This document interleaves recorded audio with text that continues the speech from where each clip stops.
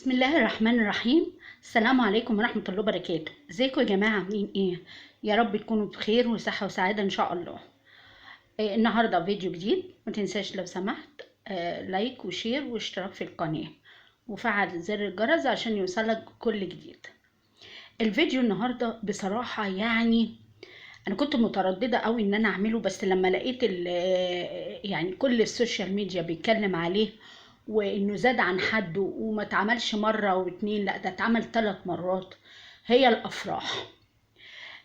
طبعا احنا كلنا بنستنى يبقى في فرح في بيوتنا، وبنبقى فرحانين بالعروسة والعريس، والعروسة لو محجبة بتجيب فستان محترم تلبسه، ولو مش محجبة بتجيب فستان حلو كده برضو مناسب عشان يعني تبقى محترمة فيه والكلام ده كله.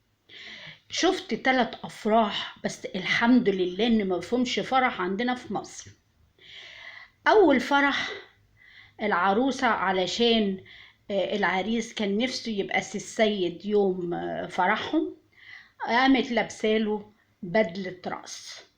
دخلوا هما الاتنين القاعة وهي لابسة بدلة رأس، بدل ما تلبس فستان زي عندنا كده في مصر وتقعد العروسة بالأسبوع تنظف وتوضب في نفسها، ويوم الفرح بتبقى من الساعة 7 الصبح عند الكوافير لغاية بيبدأ الفرح وهي بتوضب وبتهندم في نفسها. دي استسهلت على طول ولبست بدلة رأس، يعني حتى البدلة فظيعة أصلا، يعني هي عبارة عن الجزء الفوقاني الكاب يعني، ومن تحت حته كده وخلاص، وهي دي كده بدله الراس. وقعدت وقلق، كانت لابسه شال كده قلعته، وقعدت جوزها وقعدت ايه قامت هي بدور الرقاصه. ليه هيتعبوا نفسهم يجيبوا رقاصه وهي موجوده؟ طب ايه المتعه اللي انت حسيتي بيها في يوم فرحك؟ بدل ما تلبسي فستان تبقي عامله زي الملايكه كده وشكلك حلو وبتاع. الحمد لله بركه انها مش في مصر. الحكاية التانية أنقح بقى من الحكاية الأولى. الحكاية التانية عن واحدة دخلت عادي مع عريسها القاعة، وبعدين اختفت شوية ورجعت تاني لابسة مايو بيكيني. ايه مايو بيكيني، الجزء الفوقاني الكاب والكلوت بتاعه، وهتك بقى يا ايه يا رقص ويا بتاع وحاجة اخر جمال.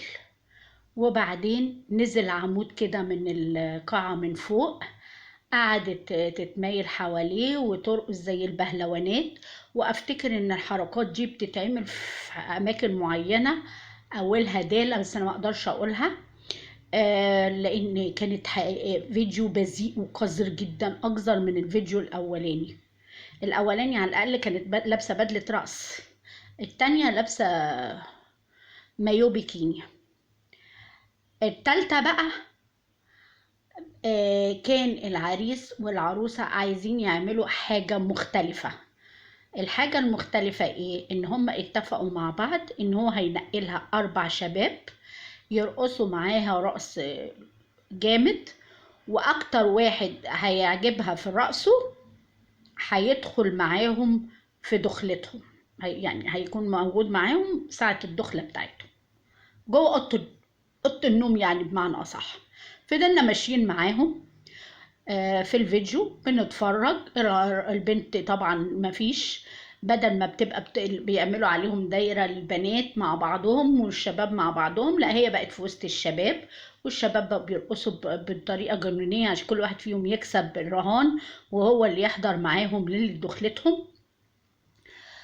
وفي الاخر طلع ان ايه، ان كل ده كان هزار، مفيش طبعا حد هيدخل معاهم دخلتهم. طب ليه يا حبيبتي؟ ليه؟ هو كان فاضل ايه عشان تعملي كده يعني؟ وفي عرسان بينزلوا باللي هو الروب بتاع اوضه النوم، وفي بيلبسوا مش عارفه تقليعات عامله ازاي.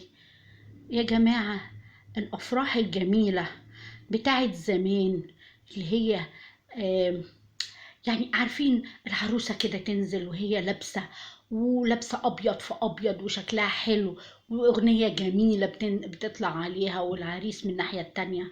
التقاليع دي ربنا يا رب يكفينا شرها وما تنزلش عندنا في مصر. وفي مره قبل كده انا هقول لكم ورزقي على الله، ممكن تتضايقوا مني، بس هي والله العظيم حصلت، وحصلت في بلد قريبه مننا قوي كمان. العريس قعد عروسته على البتاع وقلعها الاندروير بتاعها، والله العظيم 3 في وسط الفرح. دخل براسه جوه وقلع. هي انا عايزه اعرف انتوا ايه دياناتكم وملتكم ايه بالظبط؟ مش عارفه. وبقى كلكم بقى والرقص والابتذال اللي بيحصل بقى عندنا احنا هنا في مصر في الافراح. الرجاله يلبسوا شيلان ويبداوا يرقصوا ويهزوا. بتهز ايه يا حبيبي؟ بتهز ايه؟ وال ده انا شفت فيديو راجل لابس بدلة رقص، وراجل تاني لابس مش من فوق مش في حاجة، ومن تحت حتة شاشة كده لابسها، والستات عمالة تنقطوا بالفلوس في مكان كده قذر جنب سوري يعني عورته. وفي زي ما يكون حاطط جيب بقى ولا معرفش حاطط ايه بالظبط، الفلوس كلها باينه باينه باينه باينه. بنت اتكسفت راحت حطها له على الجنب، راح ضاربها على ايديها، قال يعني وجعته. ورقص بطريقه في منتهى، انا مش عارفه هم مخنثين ولا دول جنس تالت ولا ايه بالظبط. ايه النخوه والرجوله راحت فين؟ والبنات اللي بتحترم نفسها فين؟ فين؟ يا رب ما تبهتوا علينا ابدا في مصر، ونفضل دايما محتفظين بقيمنا وبعاداتنا وبالحاجات الجميلة اللي عندنا. صحيح ان عندنا شوية مشاكل وشوية حوادث، بس الحمد لله. واخيرا في واحدة سودانية كده طلعت علينا بتشتم وبتهزقنا في بلدنا. هي لاجئة قاعدة عندنا وعمالة تشتم في الزحمة وتشتم في مصر، وتقول مصر بلد مش حلوة والواحد ما يفكرش يعيش فيها. ما تعيشيش يا اختي. هو انت ايه؟ فاحنا بنقطع في هدومنا وفي ايدينا وفي رجلينا عشان تعيشي فيها؟ يعني الواحد يتكلم عليكي ولا على شكلك ولا على منظرك ولا على ايه بالظبط؟ يعني بني ادمه غريبه وما عندهاش دم. سهل قوي دلوقتي انك انت تشتم وتهزق وبعد كده تقول لا انتوا فهمتوني غلط. انا نزلت بفيديو تاني، انا مش قصدي كده والله، بس اصل انتوا بتشربوا من الفلتر ميه ما تتشربش، احنا بنشرب من الشلالات. السودان اللي كلها حروب وكلها، ما تخليناش نغلط في اهالينا هناك. السودان متبريه منك، وبعدين لما انت بتحبي السودان سبتيها وسبتي الحوادث والحاجات اللي بتحصل عندكم وجيتي قرفتينا في بلدنا ليه؟ دي المفروض تترحل. اعتذرت ما اعتذرتش، الكلمه اللي بتطلع من البق ما بترجعش تاني. ده كان الفيديو بتاعي النهارده. انا متشكره جدا على حسن استماع حضراتكم، وان شاء الله بكره فيديو جديد. وانا بقى سايبه كل واحد وذوقه بصراحه، انا مش عارفه اعمل ايه، بس انا قريبا قوي قوي ان شاء الله هظهر بوشي وكده، وهعمل لكم برضو حاجات جديده، وهطلع اماكن بره وكده، وهتكلم برضو في الطبيعه وبتاع. وربنا يكرمني ويكرمكم. متشكره جدا على حسن استماعكم. السلام عليكم ورحمه الله وبركاته.